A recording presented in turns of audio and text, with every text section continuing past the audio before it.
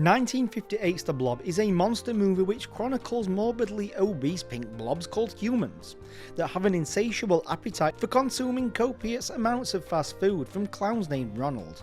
I need Big Macs and I need them now.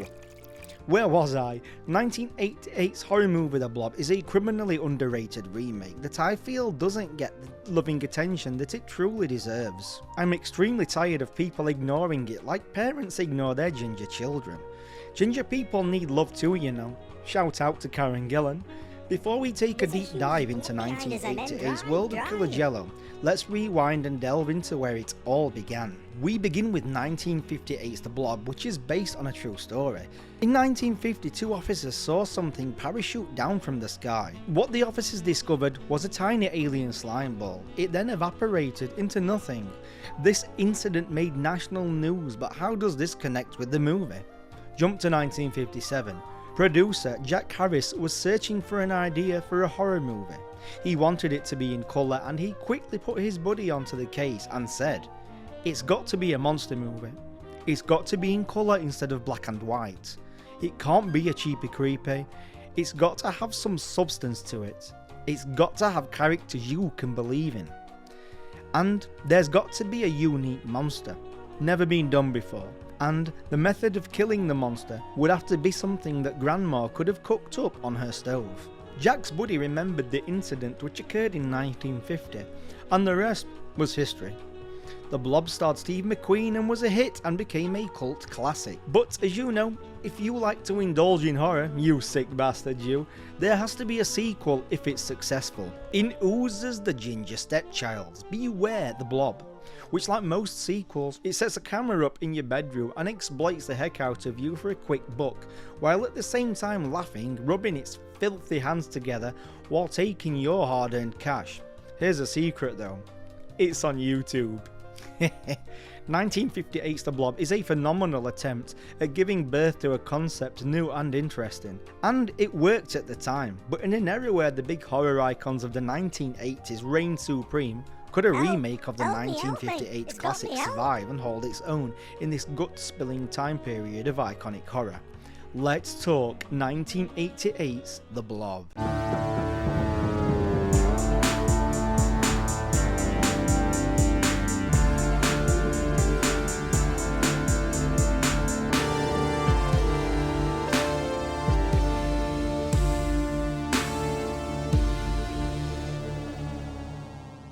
Let's start with the remakes and their track record. I do feel like most remakes received a bad rap. I didn't mind A Nightmare on Elm Street, the story was freaking awful. But Jackie L. Haley makes that entry into the Elm Street verse bearable for me. And I'm one of the few that really enjoys the Friday the 13th remake. For me, it was a solid movie that stays true to the franchise. Heck, I even enjoyed the Evil Dead remake. Don't get me wrong though, the OG Evil Dead movies are phenomenal, and the remake isn't a patch on it, but for me, that doesn't necessarily mean that it's a bad film. Others, for example, far surpass the original, like John Carpenter's The Thing, which in my opinion sets the grand stage as arguably the dog's bollocks of horror remakes.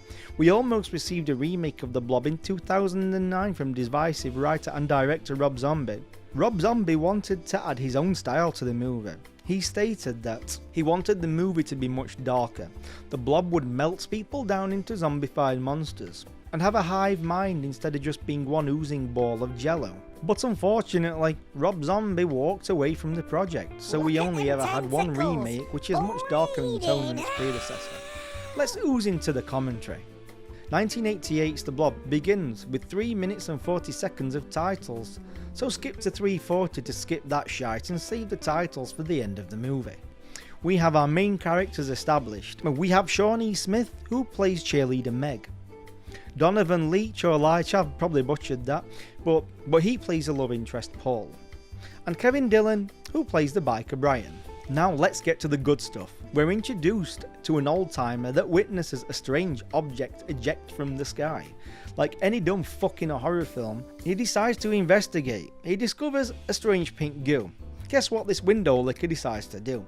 He decides that it would be a smashing idea to poke the goo with a stick. At least he didn't poke the goo with his wang. We then cut to Brian, who finds the old man in a bit of a pickle. This blob has stuck to his sexy time hand, and he unfortunately can't for the life of him get the pink substance off. Old man Rivers and Brian bump into Meg and Paul. They take this poor old bastard to a hospital to get fixed up. Does he get fixed up? Nope. Old Father Time is out of time, and the pink goo made mincemeat out of his legs. Moral of the story, don't go around poking things where you don't belong. Or, like Harvey Weinstein, you could end up in prison. Or dead. This is where the movie establishes that nobody's safe, as Paul, who's established as the lead character along with Meg, dies a horrific death and melts away in front of his love interest.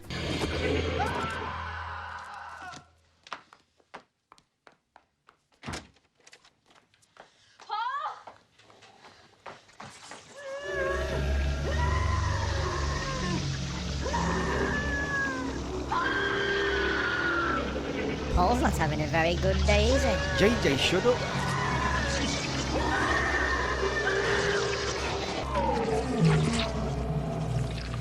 It's fucking brutal, and this gave me a Godzilla-sized chub as it looked incredible. For me, the practical effects team do an outstanding job, and I feel that the practical effects rival body horror classics from flicks like John Carpenter's The Thing to the remake of The Fly. The practical effects in The Blob are a masterful work of art that shocks you while at the same time seduces you with how beautifully realistic it looks, while it devours its prey into a brutally beautiful realistic work of art that I feel demands and deserves the same respect as other horror flicks that waves the flag for phenomenal looking practical effects in the genre. Where is the Blob from? This killer jello is a result of man playing with nature by sending bacteria into outer space. It then gets mutated by radiation while outside of Earth's atmosphere. It was intended to be a biological weapon, but it ended up getting heavily out of control. Decades later, it returned to Earth on a meteorite. Facts. Kevin Dillon, who plays Brian, is brother to actor Matt Dillon. The original starred Steve McQueen, so there was a natural interest to connect the original with the remake. Steve McQueen's son, Chad McQueen, best known as Cobra Kai's Dutch in the Karate Kid movies, was offered the central role of Brian, but he unfortunately turned it down due to not liking the script. There's a cameo from Eraserhead's leading man, Jack Nance.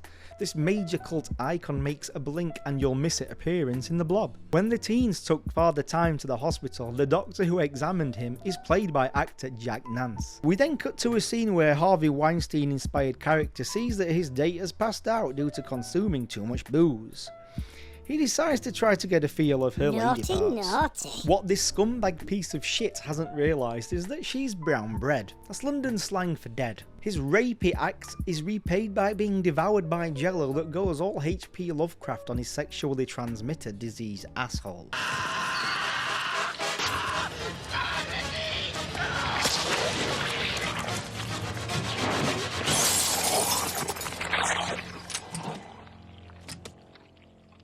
Let's stop the show for one moment. Do you like bunny rabbits?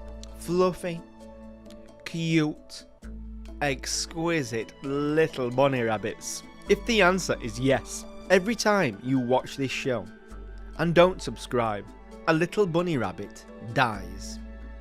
I don't kill the rabbits myself. They just drop dead. So please, save a life and subscribe. Meg, feeling backed into a corner as nobody believes that she's witnessed a pink blob devour Paul earlier, turns to Brian for help, as he's the only other person that witnessed this murderous space jello in action. Meg finds Brian at a local diner, while at the diner a pot washer is trying to unblock a sink. Welcome back to Why Is the Sink Blocked? Is it A, leftover food, B, a dead rat, or C, pink killer jello? Contestant number 1, what's your answer? It's a diner, so I'll go with A, leftover food. JJ, what are you going for? C, pink killer jello. It's pretty obvious. Well, I'm happy to announce that you're wrong. It's A, leftover food. It's pink jello. Nonsense, JJ, the answer's A. I make the rules. Anyways, we're introduced to another practical effects feast for the eyes, as a pot washer gets a moist liquid ejected all over his face and then he gets violently dragged into the sink.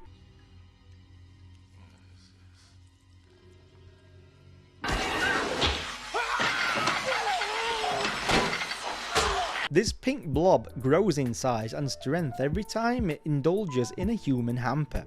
It then chases Meg and Brian into a walking freezer, but we soon found out that it retreats, due to having a weakness: the cold. Its weakness is the cold. Call the mother-in-law, it won't stand a chance against that ice queen. Oh, come on, it's a joke, it's a joke. Mr. Blobber retreats outside and sees a nice looking meal in a phone box. I found myself picking my jaw up off the floor as this kill is incredibly creative. As we see the blob completely cover the phone box, we then get to feast our eyes on its previous meals that are still inside the jello, and they're still freaking alive. The effects team for me managed to achieve another gut-busting kill that is like looking at a Picasso piece. It's outright insane to witness this kind of work. So, what is the blob? The blob is listed to be a type of amoeba, which can alter its shape. It's acidic in nature, which allows it to break down flesh and other materials so it can consume almost anything that it desires.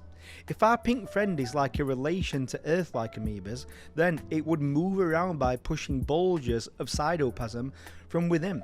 Seeing that our blob came from outer space, it has the potential to be more advanced, which explains why it has the ability to pull its food in order for it to be consumed. Brian and Meg escape the fridge and run into some nearby woods, where they just happen to run into a biological containment team that's run by the government. We then cut to a theatre, where we're introduced to this guy and this happens.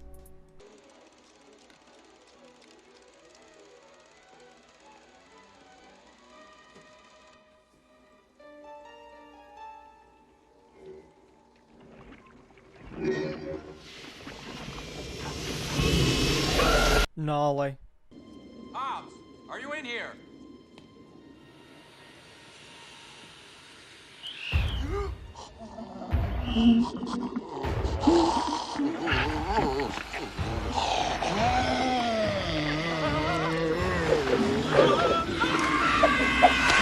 Brian and Meg have a disagreement. Brian decides to go his own way while Meg goes with the bio team.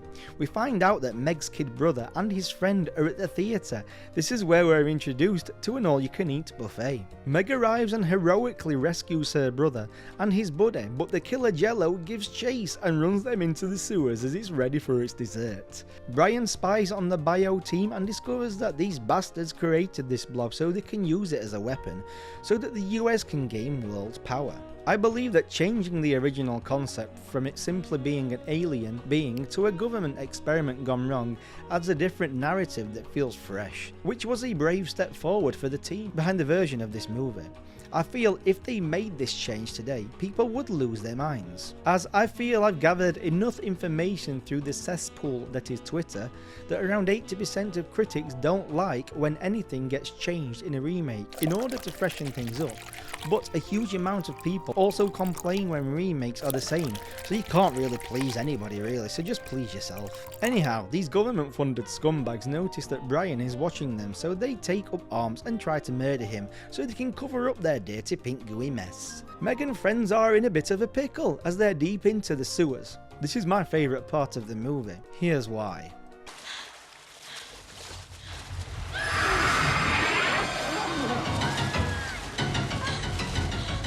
Horror movies are made to shock, and I feel that most horror movies fail to do just that. Yes, horror movies are fun, but at its core, they're made to shock and scare you. How did this movie manage to shock me? Kill the kids. I applaud any movie that does this, as it truly establishes a world where the evil in it has no boundaries on what harsh punishments it will inflict on its helpless victims. For me personally, it piques my interest, as I feel if a film is prepared to do things like this, then there's no telling what's next. Meg's brother escapes, but it looks like Meg is about to become a human candy cane when Brian conveniently turns up and saves Meg due to the script requiring this convenience. Those government scumbags try to trap Meg and Brian in the sewer, along with the Jello, but they fail and the blob makes it to the town. This last part of the film pushes the effects team to the limit, and they achieve and create a piece of 80s cinematic history with this finale, as it's a spectacle at how truly practical effects can set a higher visual standard than the digital effects of today's cinema. Our blob is at an all-you-can-eat buffet and starts eating everyone in sight. Brian and Meg find out earlier on that Mr. Blobby is weak against cold, so Brian drives a fire truck into this pink gooey son of a bitch. Then Meg finishes that son of a bitch off and turns it into a slush puppy. Final thoughts. 1988's The Blob is a remake worth checking out, as it delivers that 1980s feel without the campness of some horror movies from that era. The Blob provides us with incredibly creative kills, which are further heightened by the phenomenal effects team that managed to add a gritty edge to the look of the Blob in this version of the movie. In most horrors of this era, we usually have either a lead male or female lead, but in this, that lead is shared equally by the characters Meg and Brian, which is incredibly refreshing to see in a horror movie of that time in horror history. It provides shocks, so you know that nobody is safe. Watching this made it extremely clear to me that this remake truly was a labour of love. When a team loves what they're doing, it shows with the outcome of the project. For me, 1988's The Blob is on the Mount Rushmore of remakes, along with movies like John Carpenter's The Thing, David Cronenberg's The Fly, and Philip Kaufman's Invasion of the Body Snatchers. If you have an itch to see another version of a loved movie, then I suggest scratch that and indulge in a little horror history, and check out this remake, as I think it'll make you feel all warm and gooey inside. Pun intended. Have you seen this movie? Did we sway you into wanting to check this out? Let us know in the comments, as we love chatting with you about films. In the next episode, we'll be braving an incredibly twisted, divisive film, Stanley Kubrick's A Clockwork Orange. If you don't know what this is, here's a taster. There was me, that is Alex, and my three droogs, that is Pete, Georgie and Dim. And we sat in the Korova milk bar trying to make up our razoo docs what to do with the evening. The Korova milk bar sold Milk Plus, which is what we were drinking. This would sharpen you up and make you ready for a bit of the old ultra-violence. We'll see you then. Have an outstanding 2022. Happy New Year, everybody. Don't poke gooey things in the woods. You might end up in prison doing so, or even dead, or it might be a biological weapon that will eat you alive. Be good. Siddy.